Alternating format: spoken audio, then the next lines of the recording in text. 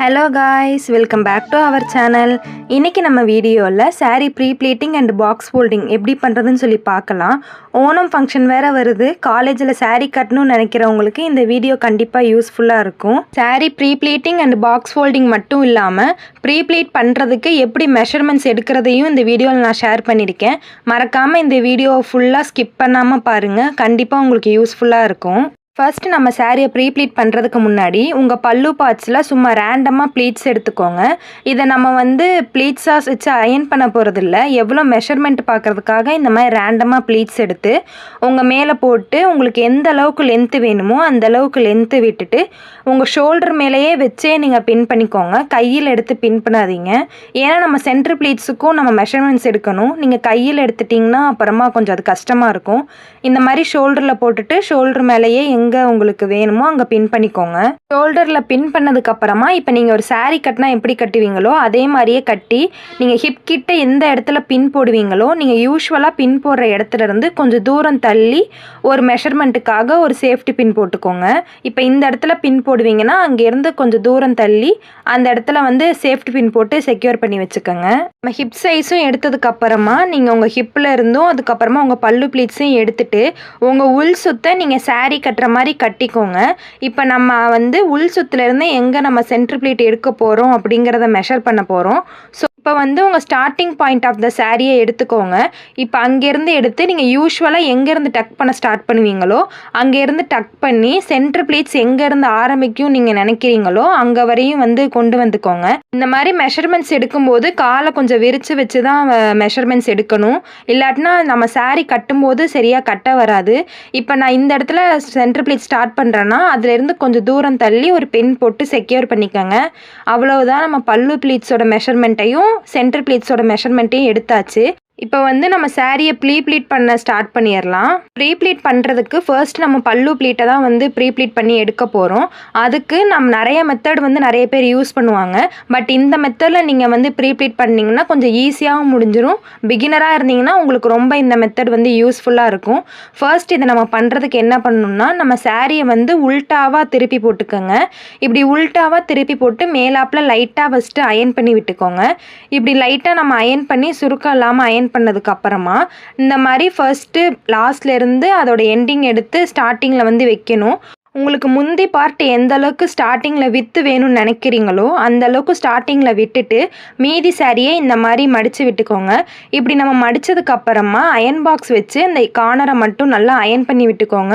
So that நமக்கு ஒரு line மாதிரி ஃபார்ம் ஆகும், நமக்கு ப்ளீட் எடுக்கிறப்ப அது கொஞ்சம் ஈஸியாக இருக்கும். இதே மாதிரி அயன் பண்ணதுக்கப்புறமா மீதி இருக்கிற சாரியும் இது மேலே மடித்து விட்டு அயன் பண்ணிக்கோங்க. இந்த மாதிரி நீங்கள் அயன் பண்ணுறது மூலமாக உங்களுக்கு யூஸ்வலாக கிடைக்கிற ப்ளீட்ஸை விட கொஞ்சம் அதிகமாகவே கிடைக்கும். யூஸ்வலாக நம்மளை கையில் ப்ளீட்டில் எடுக்கிறப்ப ஒரு 5 to 6 ப்ளீட்ஸ் தான் நமக்கு அதிகமாக வரும். இதில் நம்ம பண்ணும்போது ஒரு 9 ப்ளீட்ஸ் வரையுமே நமக்கு கிடைக்கும்.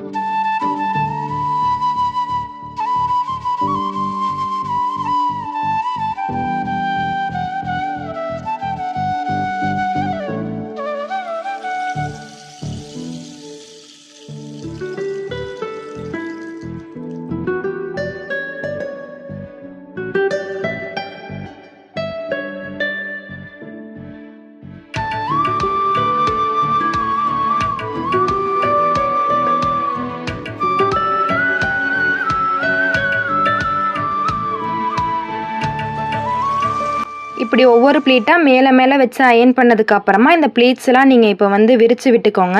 இப்போ நமக்கு கிளியராக ஒரு லைன் கிடச்சிருக்கும். இந்த லைனை வச்சு நம்ம ப்ரீ ப்ளீட் எடுத்தோன்னா ரொம்ப ஈஸியாகவே சீக்கிரமாகவே நம்ம ப்ரீ ப்ளீட் எடுத்து முடிச்சிடலாம்.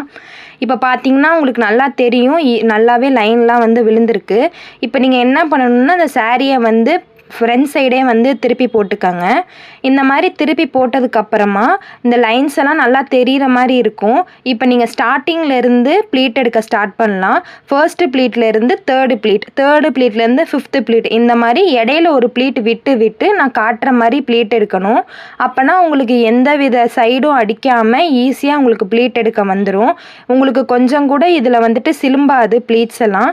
இந்த மாதிரி நீங்கள் ஒன்று மேலே ஒன்று வச்சு ப்ளீட்ஸ் எடுத்துடலாம். இந்த மாதிரி நீங்கள் ப்ளீட் எடுத்ததுக்கப்புறமா ஸ்டார்டிங்கில் ஒரு பின் போட்டு செக்யூர் பண்ணி வச்சுக்கோங்க.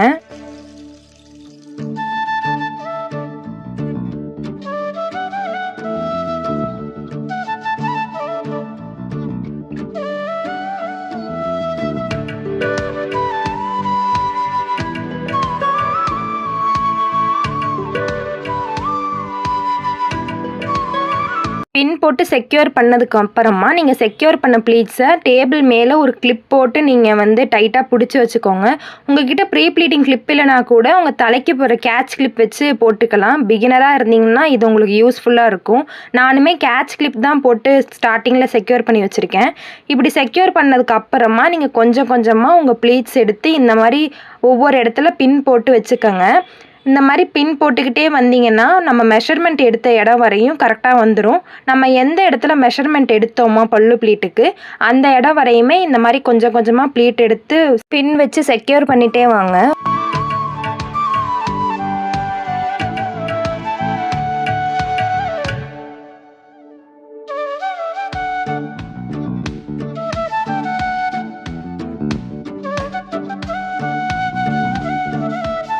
இப்போ நம்ம பல்லு ப்ளீட்டை செக்யூர் பண்ணதுக்கப்புறமா அதை ஸ்டார்டிங்கில் ஒரு கேட்ச் கிளிப் போட்டு செக்யூர் பண்ணி வச்சுக்கோங்க டேபிளோட கார்னரில்.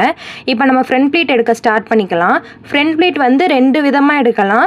ஒன்று நீங்கள் வந்து உங்கள் மேலே போட்டு பார்த்து லைட்டாக உங்கள் மேலேயே லைட்டாக ப்ளீட் எடுத்து பார்த்து அதை டேபிளில் போட்டு இந்த மாதிரி நீங்கள் அயன் பண்ணி எடுத்துக்கலாம். அப்படி இல்லைன்னா நீங்கள் ஒரு இன்ச்சு விட்டு நீங்கள் ப்ளீட்டை வந்து அரேஞ்ச் பண்ணாலே அது உங்கள் மேலே போடுறப்ப கரெக்டாக இருக்கும். ஸோ நீங்கள் அந்த மாதிரியும் பண்ணிக்கலாம். நான் ரேண்டமாக ஒரு இன்ச் விட்டு இந்த மாதிரி அரேஞ்ச் பண்ணி அயன் பண்ணிக்கிறேன். இந்த மாதிரி சென்டர் ப்ளீட் ஸ்டார்டிங்கில் அயன் பண்ணதுக்கு அப்புறமா இதை கொஞ்சம் எடுத்து டேபிளுக்கு அந்த சைடு விட்டுட்டு கீழேயும் நம்ம அயன் பண்ணணும். இந்த கீழ் பார்ட்டு வந்து நம்ம இடுப்பை சுற்றி வர பார்ட்டு.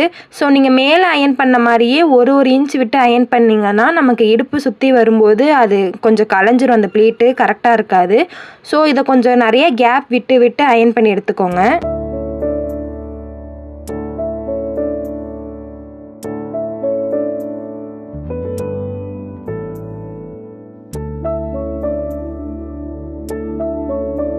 நம்ம பல்லு ப்ளீட் அண்ட் ஃப்ரண்ட் ப்ளீட் ரெண்டுமே எடுத்து முடிச்சாச்சு.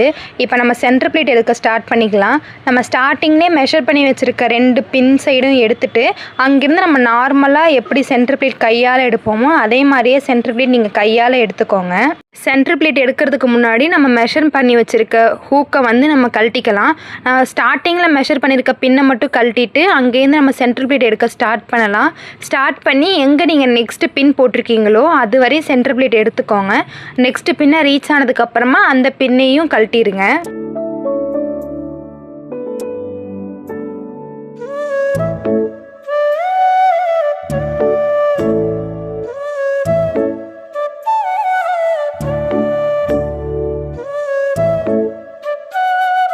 சென்டர் ப்ளீட்டை நீங்கள் கையால் எடுத்து அரேஞ்ச் பண்ணதுக்கப்புறமா அந்த ப்ளீட்ஸை ஒன்று மேலே ஒன்று இந்த மாதிரி அரேஞ்ச் பண்ணி பின் பண்ணிக்கோங்க. இந்த மாதிரி நீங்கள் அரேஞ்ச் பண்ணிங்கன்னா உங்களுக்கு கட்டும்போது எல்லா ப்ளீட்ஸும் தெரியும். நீங்கள் ஒன்று மேலே ஒன்றே வச்சிட்டிங்கன்னா அது பார்க்குறதுக்கு அந்தளவுக்கு நல்லா இருக்காது. ஸோ ஒரு ப்ளீட்டுக்கும் இன்னொரு ப்ளீட்டுக்கும் ஒரு இன்ச் கேப் போட்டு நீங்கள் ப்ளீட்ஸ் வச்சிங்கன்னா பார்க்க இன்னும் கூட கொஞ்சம் நல்லாயிருக்கும். ப்ளீட்ஸ்லாம் ஒன்று மேலே ஒன்று அரேஞ்ச் பண்ணாமல் இந்த மாதிரி அரேஞ்ச் பண்ணி பின் போட்டதுக்கப்புறமா இதை டேபிளோட ஒரு கார்னரில் போட்டு கிளிப் போட்டு வச்சுக்கோங்க.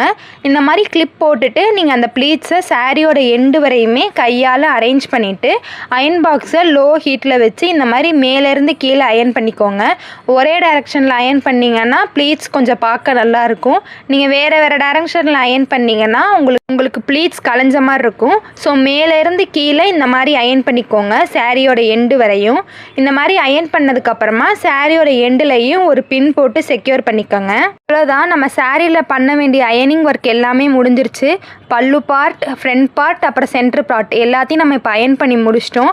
இப்போ இதை நம்ம பாக்ஸ் ஃபோல்ட் பண்ண ஸ்டார்ட் பண்ணிக்கலாம். பாக்ஸ் ஃபோல்ட் பண்ணுறதுக்கு ஃபர்ஸ்ட் நம்ம என்ன பண்ணணும்னா, நம்ம லாஸ்ட்டாக அயன் பண்ணி முடித்த சென்டர் பார்ட்டை நம்ம உல்ட்டாவாக திருப்பி போட்டுக்கணும். அப்படி திருப்பி போட்டதுக்கு அப்புறமா மீதி இருக்கிற எல்லா ஃபேப்ரிக்கையுமே டேபிளுக்கு முன்னாடி விட்டுருங்க. இந்த மாதிரி முன்னாடி விட்டுட்டு நீங்கள் சென்டர் பார்ட்ஸை நல்லா ஒரு தடவை அரேஞ்ச் பண்ணிக்கோங்க. இந்த மாதிரி வச்சதுக்கு அப்புறமா நீங்கள் ஃபேப்ரிக் முன்னாடி விட்டுருக்கீங்களா டேபிளுக்கு முன்னாடி, அதில் இருக்கிற உள் சுத்து பார்ட்டை எடுத்து நீங்கள் சென்டர் பார்ட்டில் வச்சு ஒரு தடவை மடித்து விட்டுக்கோங்க. வீடியோவில் காட்டியிருக்கிற மாதிரி சாரியோட ஸ்டார்டிங் பாயிண்டில் இருக்கிற எல்லா ஃபேப்ரிக்கையுமே சென்டர் ப்ளீட்ஸ் மேலே வச்சு இந்த மாதிரி கையால் நல்லா ஒரு தடவை அமுக்கி விட்டு அரேஞ்ச் பண்ணி வச்சுக்கோங்க.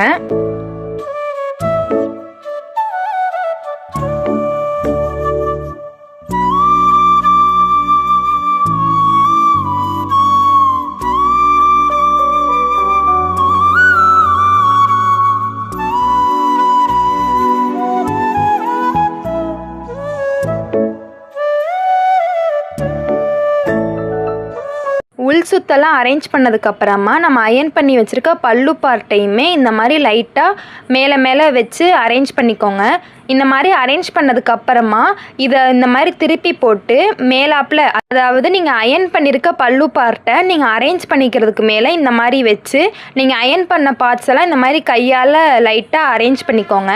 இந்த மாதிரி அரேஞ்ச் பண்ணதுக்கப்புறமா உங்கள் பல்லு பார்ட்டை லைட்டாக உங்களுக்கு முன்னாடி கீழே போட்டு டேபிள் ஒரு கிளிப் வச்சு செக்யூர் பண்ணிக்கோங்க. இந்த மாதிரி கிளிப் வச்சு செக்யூர் பண்ணதுக்கு அப்புறமா நீங்கள் அயன் பண்ண பல்லு பார்ட்டை கையால் ஒரு தடவை அரேஞ்ச் பண்ணிக்கோங்க. ஏன்னா நம்ம முன்னாடி போட்டு எடுத்தனால அது கலைஞ்சிருக்கும்.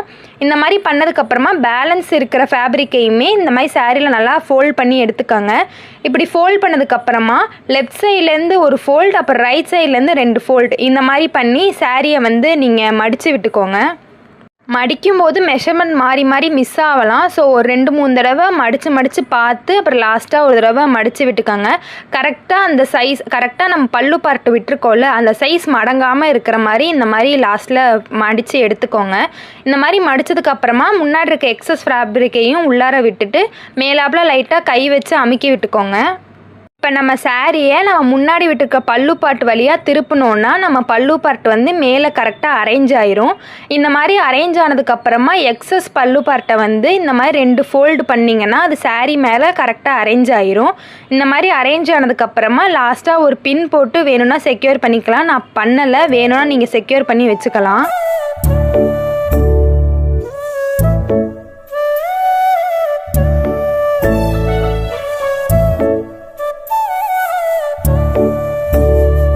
அவ்வளோதான், நம்ம sari pre pleating and box folding எப்படி ஈஸியாக செய்கிறதுன்னு சொல்லி பார்த்துருந்தோம். உங்களுக்கு இந்த வீடியோ பிடிச்சிருந்தா மறக்காமல் லைக் பண்ணி சப்ஸ்கிரைப் பண்ணுங்கள்.